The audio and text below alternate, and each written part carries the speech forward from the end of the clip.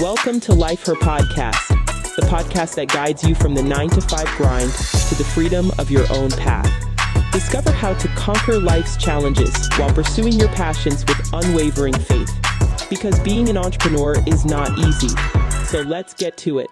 Hey everyone, welcome back to Life Her Podcast. We are excited to introduce you to an inspiring guest who has reshaped everything got to do with the real estate industry, paving the way for the next generation of leaders.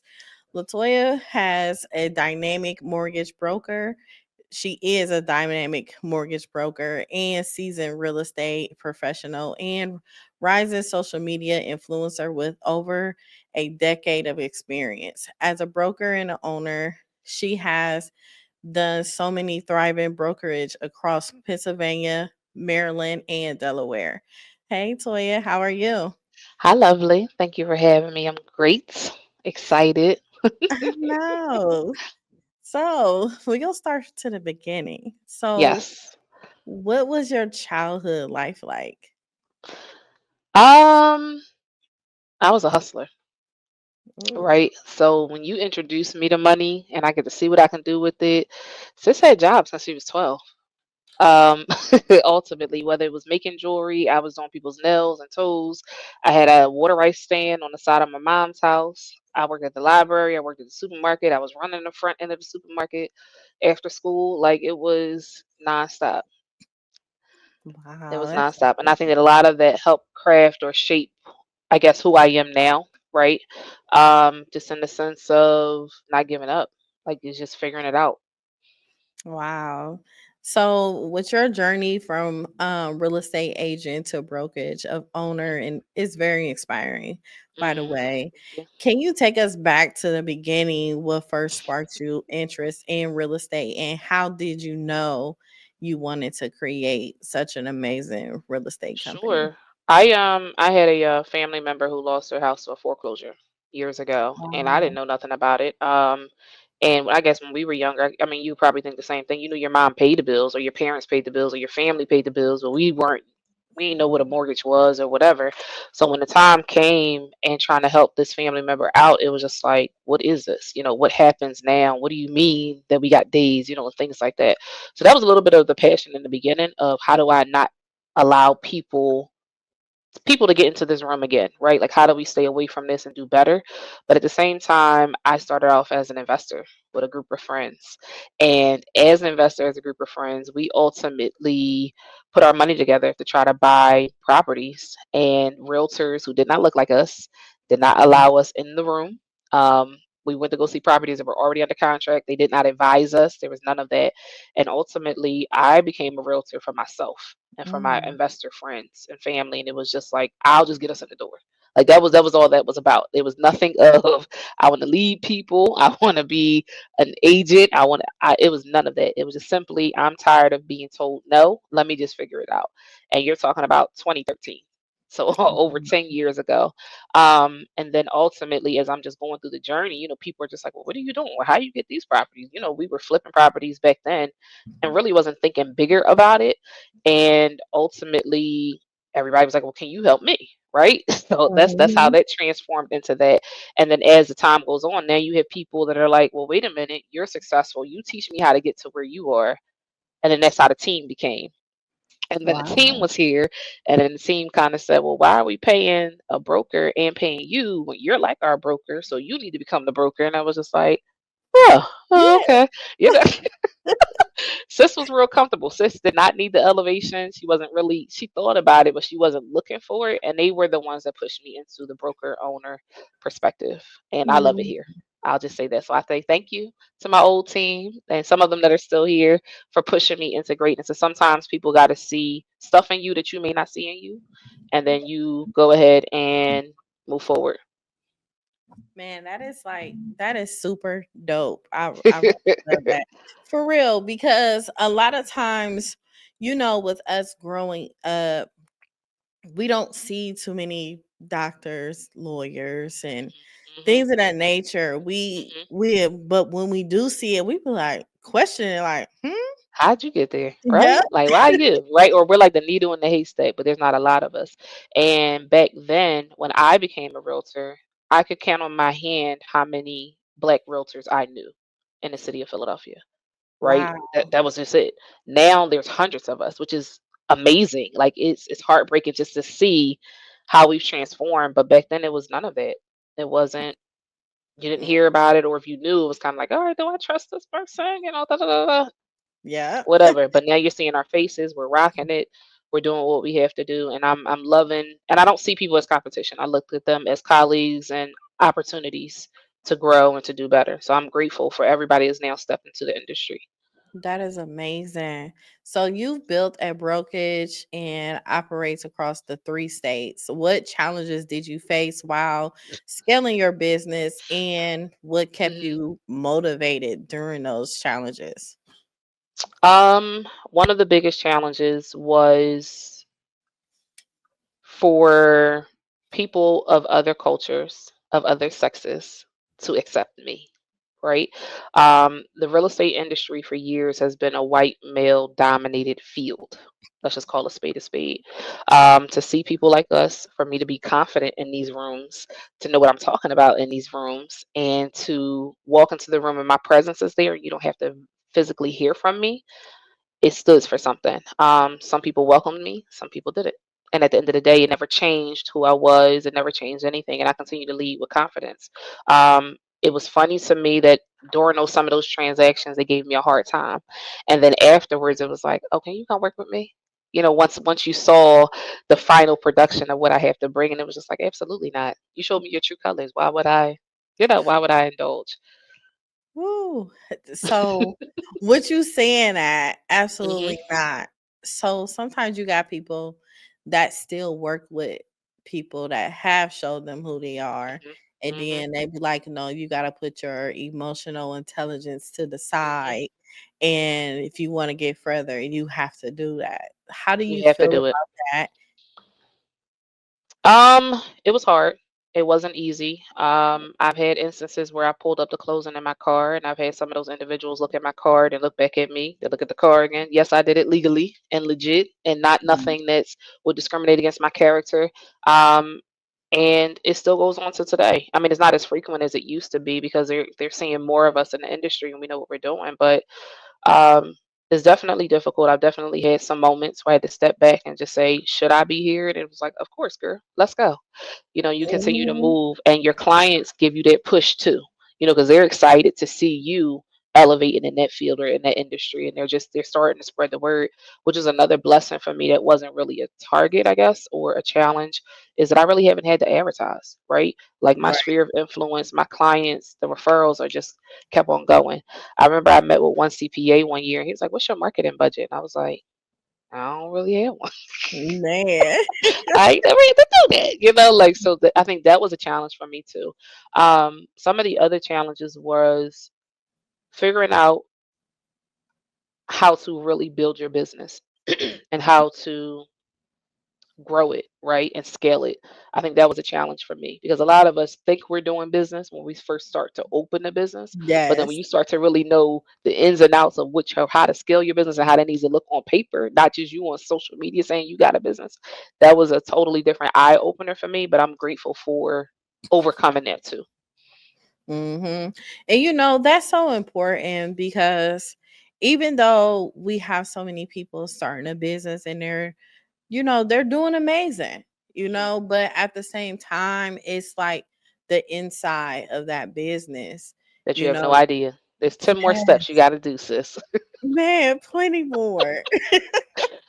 Plenty That they more. don't talk to us about, right? That's not highly advertised. And I'm talking about going to the bank and just getting money or loans or whatever just off of your business. Not you being a personal guarantor, not another no collateral, like making yourself look healthy on paper like that. And I could contribute a lot of those positives or those blessings from, I call them my big sisters in business, right? They're Mhm. all older than me, whether it's 5 years, 10 years, 20 years, but I am their little sister and they continuously feed into me. None of us are in the same industry, but it's just the business acumen that you would want from somebody that you would trust that looks like you. Yes. So you focus hands-on on property education, critical thinking exercises for your team. What inspired you to develop this mentorship approach, and how has it impacted your realtor success? Sure. So when I started out, I didn't really have a mentor that was hands-on with me, right? Like I had some people that I could call and kind of say, "Can you help me get through this situation?" But I didn't have anybody walk with me through properties, right? Knowing how to talk to my clients, no, all of those types of things. In our industry, we're considered 1099s, right? When you Right. join a brokerage, you're there to learn on your own, figure it out on your own, complete your documents on your own. That's a whole liability. That's a whole lawsuit waiting to happen. And that's not the norm to take your agents by the hand and say, "Come shadow me for the day. Come to this home inspection with me. Come learn about this property with me." So if you're going outside and you're representing me and I am your broker, I want you to be outside representing me in the best capacity. That's my mindset. That's not every broker's mindset. A lot of brokers in the industry still have the 1990 mindset of figure it out. That's not my problem. But if you don't help your agents grow, how are you going to grow as a business? Like they are the ones generating the business to bring it back in here too. So, um, twice a year, at least twice a year, sometimes it's more, I take my agents out on what's called a field trip. So my Mm. field trips, they have no idea what they're doing. I bring them out and I say, "You're going to meet me at this address." They don't get the address until the morning of. I may give them the Oh. county, but you don't know where you're going. And I specifically do that because I want them to be surprised when they get there. But it's always a property that has a different attribute than something that you're used to dealing with, right? So a lot of the agents in the city of Philadelphia are accustomed to a certain transaction. Every property is almost cookie cutter, right? You got Mhm. this and this to do before closing. However, when you start to get in the county or other suburban states and stuff like that, it's a totally Uh-huh. different monkey. And I want you to get in front of these things and know what you're looking at, know how they operate, and feel secure in it so that when you're out with your clients, they can say, just look at you. You don't have to call me on the slide and say, "Wait, did I look at this right? Can I send you a picture?" Mm-mm. Mm. I want you to feel confident. So they love it. Once they get there, they're mad at me. I'll take it. Once they get there, they're like, "What are we doing?" So they get group activities when they're there, and I break them up, and they have a list of questions that they have to figure out throughout the property. I reward them with gift cards, stuff like that, to kind of make them feel good about themselves, but it's also helping them build their business and their confidence. Wow. That is amazing, and it's very inspiring because it shows like the type of person you are. A lot of times when people are over their companies and doing amazing things, they sometimes get so sidetracked and busy and not really help their team, Oh yeah, and a lot of times people don't realize you helping the team makes your business helps better. you. You helping the team, it may Hmm. want somebody in your team to venture off and do something. However, it's always collaboration when it comes to that. It's so Correct. many things that come with it, and I really appreciate you for being you, for I even just thank you. helping your team to grow, and that's huge. Hmm. Hmm. I look at it as like how people elevate and they forget to reach back, right? That's my Yeah. reach back. You know, Yeah. and so many of them that I have in my brokerage may have came from other brokerages that felt lost. Like I ain't learned nothing. I didn't close on nothing for 2 years. Like this is their stories. Like I have no clue of what I'm doing, and I'm putting out expenses to be a realtor, but I'm lost. Like I feel like a number, and that's not our vibe at all when it comes to Fowler and Co. Yes, for sure. So, with the real estate, do you feel like it's going to take a huge shift this year with so much what that's going on with the economy and with Trump coming in? So legally, we're not allowed to answer this question. I'll put that Okay, out there. got you. However, I will say I definitely feel like some type of shift will go on. Every year brings a different result. It always shifts some things, but the economy drives the real estate industry. So if the economy is booming, then the real estate industry is booming. If some things are changing and they're shifting, then we feel the shift immediately afterwards. So if you are thinking about getting into something or making a transaction into 2025, figure out what's best for you and pay attention to economics. And then you'll see where we'll end up at the end of 2025. Yes. So, due to experience of myself, right? Mhm. Um, when my mom, she passed away back in Sorry to hear that. 2019. Thank you. So, um, I think it's important. It may not be you guys' angle as far as a realtor. Hmm. However, it's very important for people to get educated when it comes to when your family member passed and the things that you may encounter when they still have a mortgage or if they have a house paid for, things of that nature, because it's a part of building wealth when Hmm. someone pass away and you got all of these responsibilities when it comes to you having real estate from your parents, grandparents, or whatever. And I can say personally, I've learned a lot when my mom passed when it comes to having a mortgage and even not having a mortgage on another home as Hmm. well. Are there ways or any type of advice do you have for individuals that may come into a situation like that when they inherit real estate when someone passes away? Sure. The first piece of advice is to consult with a real estate professional. That's part one.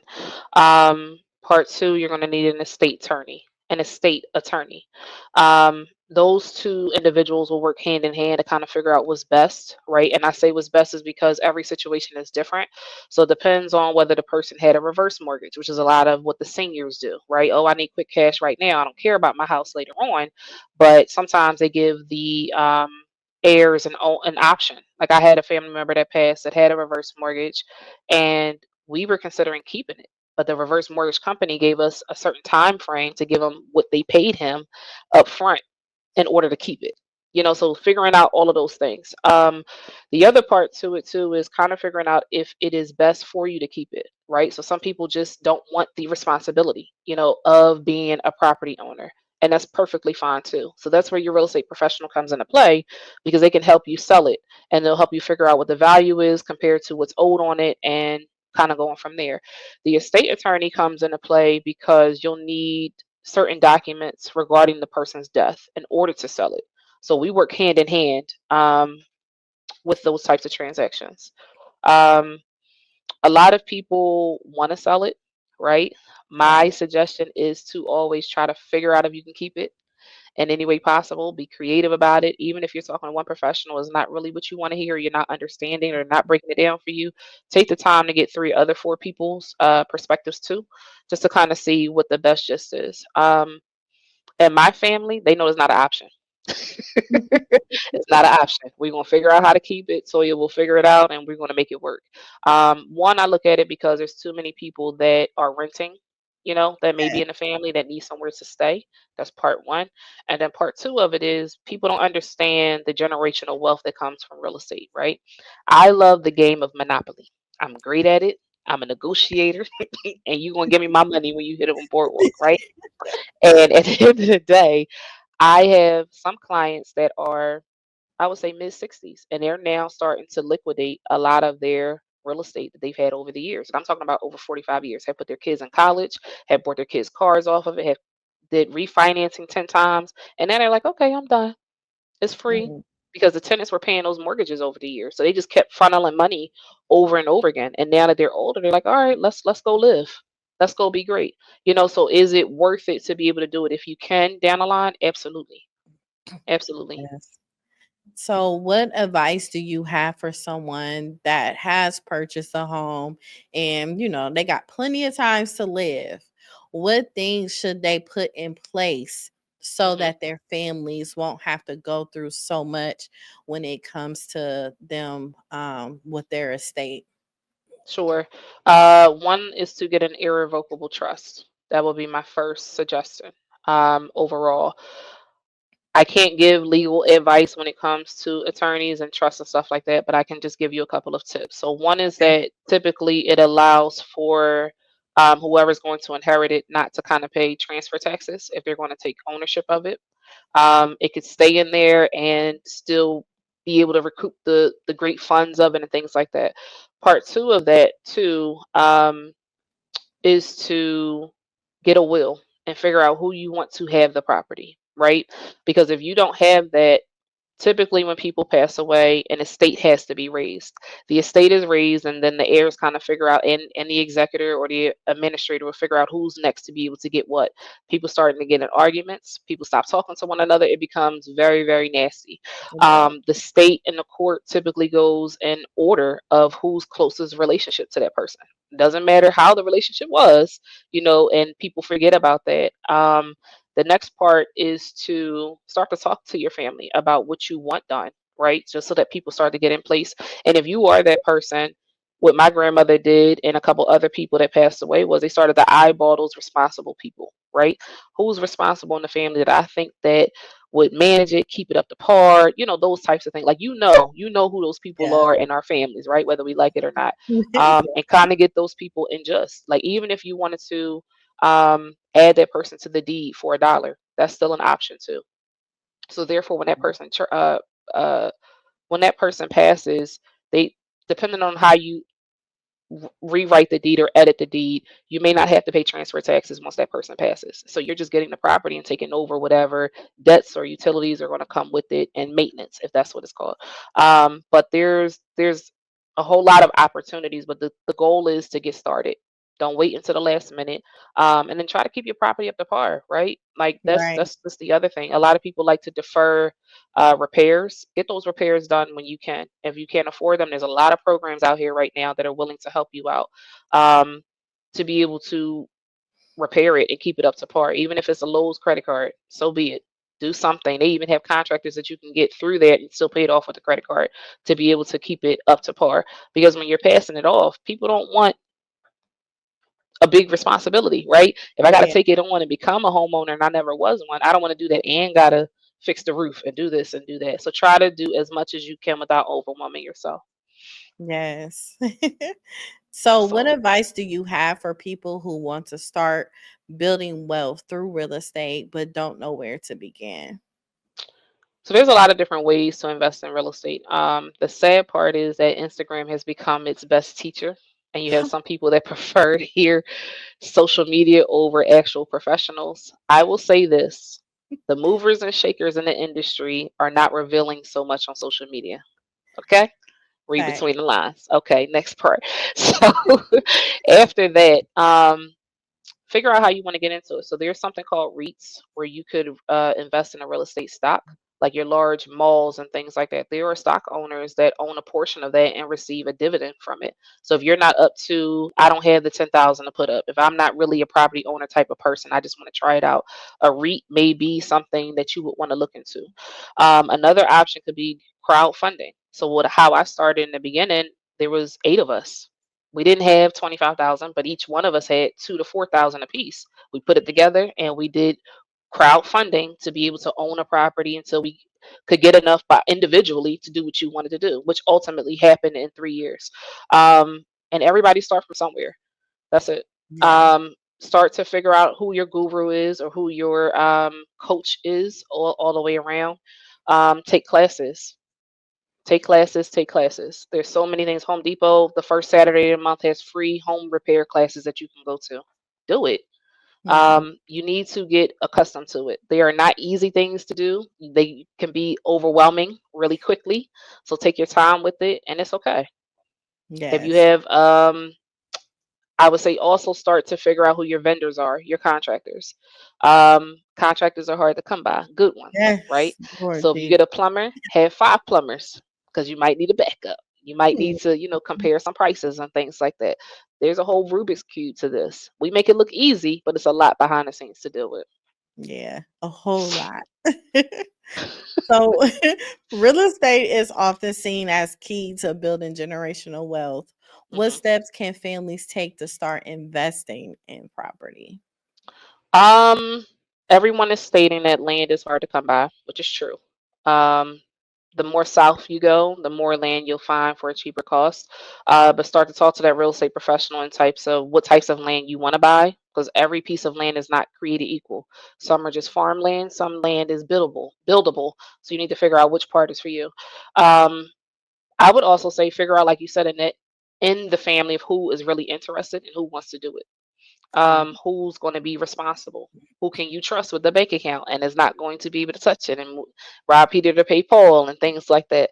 To also figure out what your plan is. So create a 5-year plan of what you want the generational wealth to look like. Do we want to be able to make 500 a month in the next 4 months, or is it 2,000? And kind of look at those different properties to figure out which ones are going to give you the return on investment that you're looking for. On our website, which is fowlerandco.org, I have what's called a cap rate on there. It's a cap calculator. So the cap calculator helps investors determine what their return on investment is going to be. That's a huge feature that people need to know before you go put in an offer. Yes, the property has tenants. Yes, the tenants are paying, but after all of the expenses, what are you making? So to Mm, me, if I'm not making at least $500 to $700 a month net per unit, it doesn't make sense for me. You see what I'm saying? So it's just like, are yeah. you doing all of this hustle and bustle for $200? So I Mm, help my investors figure that part out before we move forward. wow. I never knew that. I told you it's a lot to it. Girl, it is. It's so It's a much. lot. It's a lot. But it's doable too. That's why I said the right coach comes into play, and then you'll be able to figure out how to move and shake it throughout it. Girl, you ain't lying. Well, what are some overlooked ways people can leverage real estate in building financial freedom? That's a great question. Multi-units are always my suggestion. They're hard to come by because everybody's preaching it. But if you Yeah. can find one that makes sense, I say do it, right? For one reason. So one, if like we said, you may have let's just say you have a triplex. So a triplex is 3 apartments in one building, right? Right. 2 units I can always rent out. One I may say I'll do as an Airbnb, or I'll have it as something that a family member need to stay, or if I'm traveling, I need to stay there or whatever.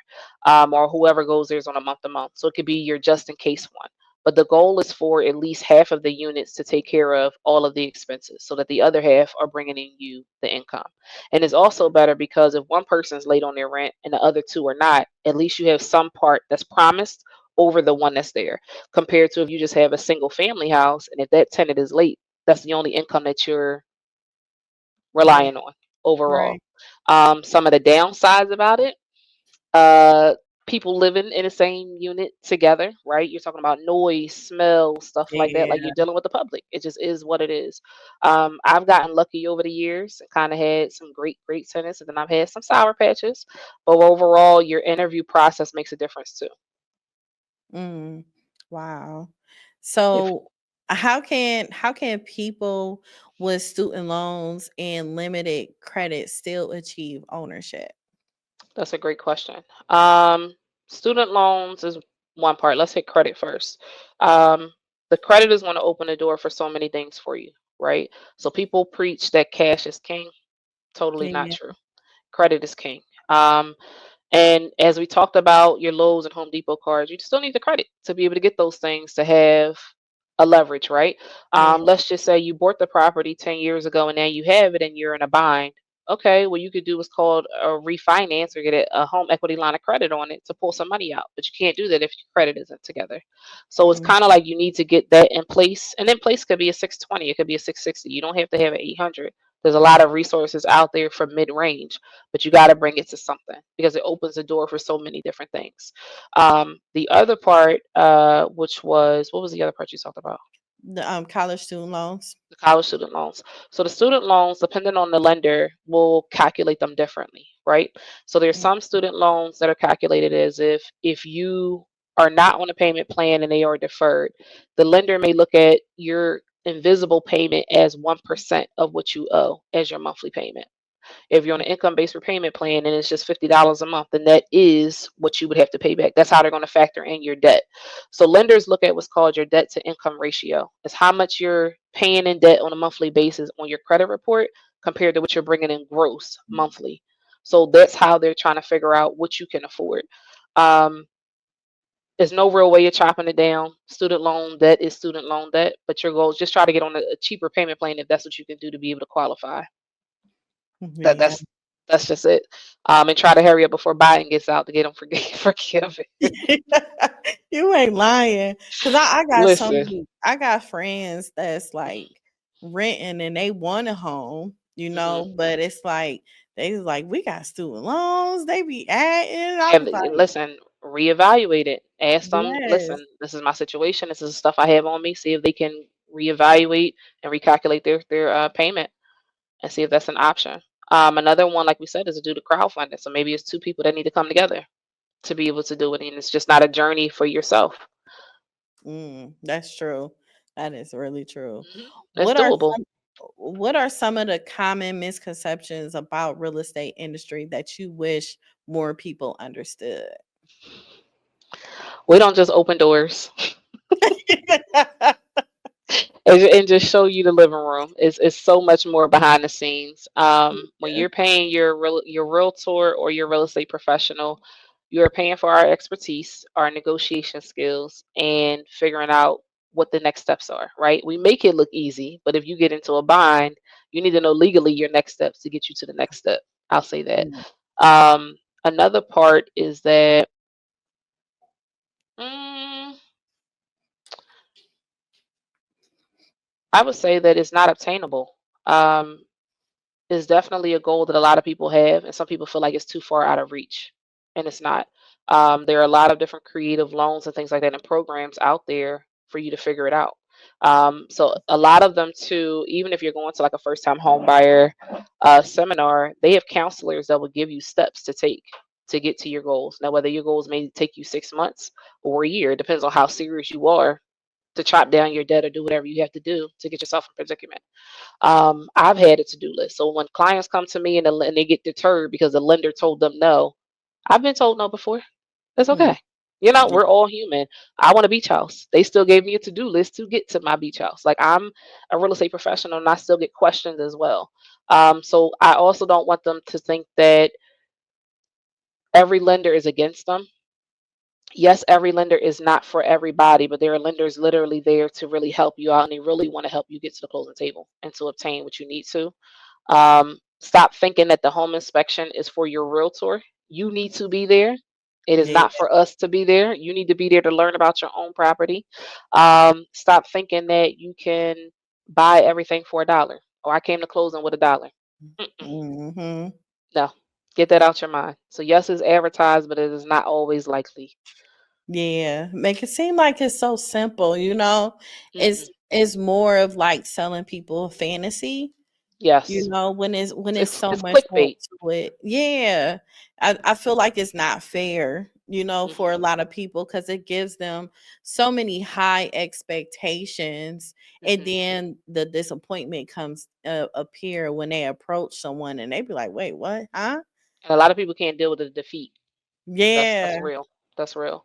I had one young lady 6 months ago. I contacted her. And I have some people I check up on here and there. She said, "I can't believe you text me just to check in on me. Like I'm Oh, nowhere near my goals." And I'm like, "Girl, yeah, it's okay. It's all right." yeah. But I say when you have those opportunities where you have lump sums coming in, do something better for it. Yeah. That's it. So It's up so to you.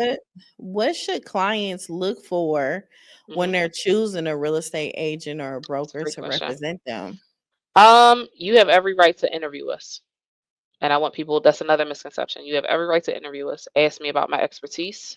Ask me about my work schedule. I ran into a colleague one day that only showed things on Saturdays and Sundays. That does not work for people that Mm, want to see it on Tuesday. There was another one that didn't have a car. There was another one that said I only did one zip code. So ask them what right. are we going to be able to work together? What's your personality like? Will that personality work with you? Right? Are you going to be able to explain these things to me? Because I don't like just signing papers. Like I want you to sit down and really hold my hand through it. So be Mm, honest too with your realtor of what your expectations are of them too. Because a lot of us, when we start to get busy, we kind of lose a little bit of that personal touch, if that makes you sense. do. You do. And we don't mean it, right? We're just trying to get everybody to their goal. But if you say, "Wait a minute, I need you to slow down for me," it's like, "Okay, I got you." Yes. So many people believe that buying a home is out of their reach financially. And, they end up deciding to rent or, for the rest of their life. Right? How do you educate clients, especially the underdeserved communities, about affordable home ownership options? Sure. So I have I have a couple classes that I create throughout the year. I do free webinars That's virtually nice. where they're able to come. I did one last year just on new construction homes. If you want to build and this is what you want to do, let me teach you how to. One of my clients just closed, and I feel so excited for her because she was the first one to sign up, and now she's the first one to close out the class. But Wow. it's taking that step and just believing in yourself. Just get the education, even if it's not tomorrow. And a lot of us want immediate gratification, right? But that's not Yeah. realistic. So be honest with yourself of this may take some time. But no, I do a lot of my stuff virtually so that I can reach more people than anything. Yeah. We've had a lot of people from Atlanta, Texas join. Um, and we'll connect you with a colleague. So don't worry about the stages. Just join just to get the information. Okay. So what's the biggest mistake you see in new real estate agents and brokers that make you, and look at it like questionable, and you like, how can other people avoid it so that they won't walk into that mistake? Sure. A lot of new realtors are not familiar with their state's marketing requirements. So we have a Mm, lot of requirements that we have to follow. Um, get abreast of it. Read it. Take your time. Yes, it looks like mumbo jumbo, but take your time because it's not worth the fine. Um, New brokers are looking for quick cash. Take the time to nurture your agents, spend time with them, get to know them on a personal level too, figure out how you can help them elevate in the actual, and they'll elevate your brokerage for you. That's just how it works if you do it right. Um, but ultimately too, to not go out and then yes, for new realtors, yes, there's a form of feeling like you can make your audience feel like you know everything, right? I'm the expert. But be careful with yeah, that because we can also be sued because we are entrepreneurs, right? We're 1099, just call it the day. But you have to still be humble. Be you humble, do. still be open to education or advice for some of us seasoned people. We're not here to step on your toes, and there's enough clients to go around. Don't try to overshadow another realtor's people or sphere of influence because you feel like I have to gravitate to everybody. No. The people who are for you will come to you. That's true. What's your number one tip for first time home buyers to prepare for their home buying process? Stop thinking that your down payment is all the money that you need. Your down payment is not your closing costs. Your closing cost is like the bigger umbrella, right? Your down payment is a line item under the closing cost. There's still about 20 other line items. So when people say, "Oh, my down payment is just 3.5%," that's all I got to bring. Mm-mm, not true. So let's get away from that. The other part is to still have a cushion after closing. So some of our buyers too may say, I got enough for closing. I don't need nothing else. Well, life can happen, right? Six Mhm. months down the line, you could lose your job. A lot can happen. Still try to plan for that rainy day because Mhm. houses are always a project, whether you Yeah. like them or not. I think we all can be honest and say, I know about 3 projects that I need to do in my house right now. Oh, girl, you cussing now. I'm just saying. I'm just saying, right? But when it's no Yes, longer a landlord, is now your project, correct? So yes. we want to take the time to really start to think about those things too. Um, the other part is to find a realtor that's for you. The social media realtor may not be your realtor, and it's okay. You may like the way that they show houses, but their personality and their business acumen may be something totally different, right? Yeah, And I think the final tip would be your house that you're buying may not be your forever home, but be open, right? yeah. Because we get hooked up on the houses on Zillow. It got to look like this. It got to have the Carrera tiles, which is Yeah, the white and gray tile that everybody has. It may not have that. You may install that next summer, but can you deal with the rest of the house? 98% of the rest of the house, is it still good for you? yeah. You know, Especially when it comes to foundation and the most important things. Okay, do you have a roof, sunshine? Yes, girl, those are the heater, more important things. hot Yes, water yes, tank, yes, yes. Your hot water heater work. Those things we can worry about paint later. AC Okay, unit. listen. You Girl, worried I'm about talking what about the the floor most look like. That's expensive something totally stuff. different. I Yeah, didn't hear you. yeah, especially when it comes to I've noticed probably my biggest expense from the home that I got from my mom is the Mhm. newer breaker box. Okay. Girl, Okay. that is It's costly. And expensive. yeah, and even changing the plugs throughout the house, Hmm. you It adds know. up. Yes. Well, here's another tip. Another tip is to get a home warranty if you are going to be a new owner. Even if you are a current owner, go get a home warranty on your house. So there's a couple different ones. There's a home warranty that covers the house, right? You can get that through First American Home Warranty. Then there's American Home Shield. There's a lot of different options that you can Google. You can get coverage for a year. They no longer want the year payment up front. You can now pay monthly. Monthly may be $80 a month if that's what you're going to do, right? When Right. something happens, you pay the deductible. So for to make a call or for the company to come out to figure out what needs to be done is $125, right? On Mhm. top of that, I have a client right now that needed a heater, right? And she called and said, "Toy, what do I do?" I said, "Call your home warranty company." She forgot she was paying for it. Said, "No, they ain't gonna cover it. They ain't gonna." I said, "They are gonna cover it. Let them come." So they came out. They replaced her motherboard. After the motherboard went, which was a week later, they came. She called back and said, "Hey, the heater's still not working." It's been a week later. They came and replaced her heater. Now, yes, the heater cost 15,000 to replace. She was responsible for 2,000. I'd rather pay 2,000 than Yeah. 15,000. Okay, so You're the very home right. warranty is there to save you. There's a different one that you can get through American Water Resources, and that's for your sewer and water. Those two things are not included in your home warranty or your homeowner's insurance. Your sewer drain goes from your property out to the street, usually about 60 feet.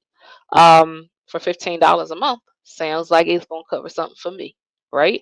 Yeah. I've used it on my grandmother's properties, I've used it on my rental properties, and it helps. Even if you just have a blockage in the drain compared to being a whole excavation needed. So those things are not costly, they're inexpensive. Try Yeah. it, use it, do what you got to do. It'll save you Yeah. in the long run. Well, thank you for educating me on that because I didn't know they had that. Because Yes, ma'am. in my mind, you just think homeowners insurance. Mm-mm, You really mm-mm, don't think mm-mm. broadly of other things, of specific things when it comes to No. having a So your home. homeowner's insurance is kind of like your car insurance, right? When you make a claim, Yeah. they may increase your policy moving forward. Um, the warranties, no, that's what it's for. Now, they may make you pay a deductible, which is the 125 for different category items, right? So like let's Right. just say if your stove goes and then your hot water heater goes, there's two different types of appliances, but it's still cheaper than paying to replace it on your own. Yeah.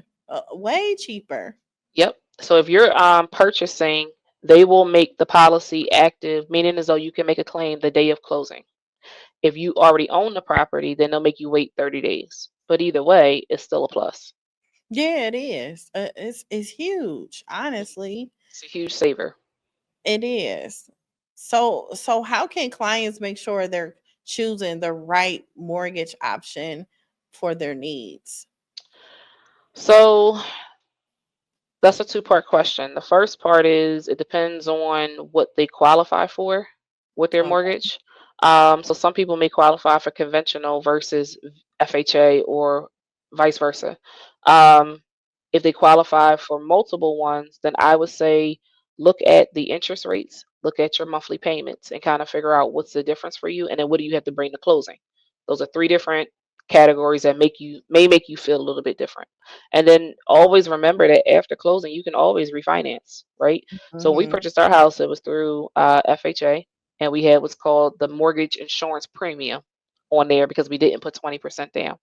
As the years went on, we went back and refinanced it to a conventional mortgage. Mm. Payment changed, interest rate changed. You see what I'm saying? And then we Yeah. also knocked off 15 years of interest that we would be paying, and we're paying the house off quicker. Wow. So even when you're paying on a house, um, I forgot what it's called when you pay. I think what is it like the equity that you pay on? It's something when you pay onto the mortgage or you pay into the interest. So you're making a principal and interest payment. Yes. Okay. So when someone make those payments when they go and pay their mortgage, should they say this is going towards the principal or should they So just when you're out? making your payment is already going to be going towards your principal, interest, taxes, and insurance, right? It's called Right. PITI. If you want to make an extra payment, let's just say you got an extra $100 a month. So if you make an extra $100 a month for 1 year, you're actually paying an extra mortgage payment for the year. So you're making 13 mortgage payments instead of 12.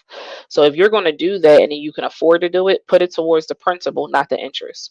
When you're Okay. paying for your mortgage, all of the money up front, the majority, if you look at that statement that they give you, more of your money is going towards the interest in the beginning, and then towards the latter years, you're paying the principal. So if you want to reverse it, you would add that amount towards it.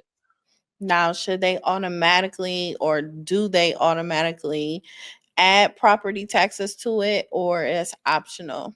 9 times out of 10, your principal, your interest, your taxes, and your insurance are covered, right? And I'm going to tell you why.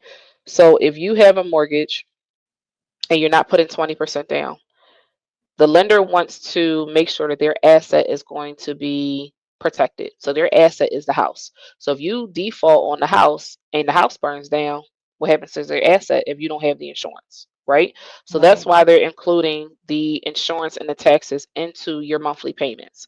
When you're making your monthly payments, you have what's called an escrow account, right? So your Right. escrow account, think about that as like an iCloud for our iPhone users. As you're making every payment, a portion of that payment goes back into the escrow to replenish it so that January 1st, your mortgage company is going to pay your taxes and your insurance for you because they want to make sure that their asset is going to be protected for the upcoming year. They're not going to wait for you. So the only time that you'll be able to make it without those things being included is when you pay off the mortgage, and you can pay your insurance and taxes whenever you choose to. Mm-hmm. Does that make sense? Yes, it does. So even paying off your mortgage, I know a lot of times when you pay it off in full, Mhm. sometimes you may get a little money back. You may have some extra money in your escrow, get a little checky check.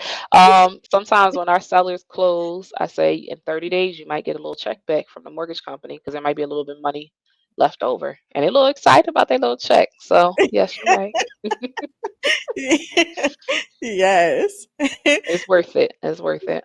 It is definitely worth it. So, what advice do you have for someone that's actually looking to become a realtor in 2025, and how should they present themselves on social media when they're Sure. trying to build content? Part one is to find a mentor. Find a mentor that is really going to be able to coach you. Some mentors come with a fee, some of them may not. However, find a mentor because there's so much more to learn outside of your classes.